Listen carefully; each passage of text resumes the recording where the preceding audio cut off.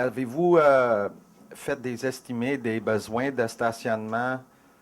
Et est-ce que la capacité que vous aurez à avoir à l'hôpital sera assez pour accommoder des patients qui vont venir ici pour les services dès que le centre de radio-oncologie est ouvert?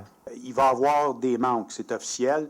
Dans l'approche, la relation qu'on a avec la ville de Longueuil, c'est une des problématiques qu'on a l'intention d'apporter, d'expliquer qu'on va avoir besoin de modifications peut-être au zonage, trouver des endroits où on va pouvoir avoir des parcs incitatifs, de peut-être même voir si le RTL, le réseau de transport de Longueuil, ne peut pas offrir à prix encore plus intéressant des passes pour le transport en commun pour les gens qui viennent travailler à l'hôpital. Alors, il y a une série de mesures qui vont être entreprises. Maintenant, pour les quantums, là, pour le nombre de cases de stationnement qu'on pense pas avoir, bien, je vais laisser la parole à M. Brosseau.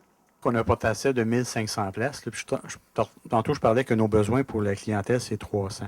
Fait que, disons qu'il va toujours avoir de la place pour la clientèle.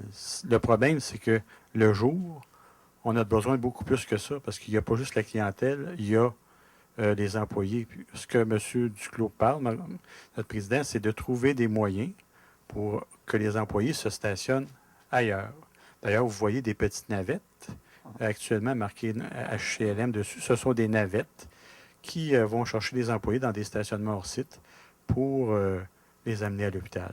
C'est un des moyens. Un traitement de radiothérapie, ça ne prend pas toute la journée. C'est que la personne va arriver ici. C'est sûr que le premier rendez-vous va être long parce que c'est la préparation du patient, comme on disait, la préparation du masque, etc. Mais à chaque fois qu'elle revient, à chaque jour, c'est 1 heure maximum. Fait que ça ne prend pas 200 places de stationnement. On a estimé que ça en prenait à peu près 80. Okay. Et c'est ce qu'on a planifié dans notre planification.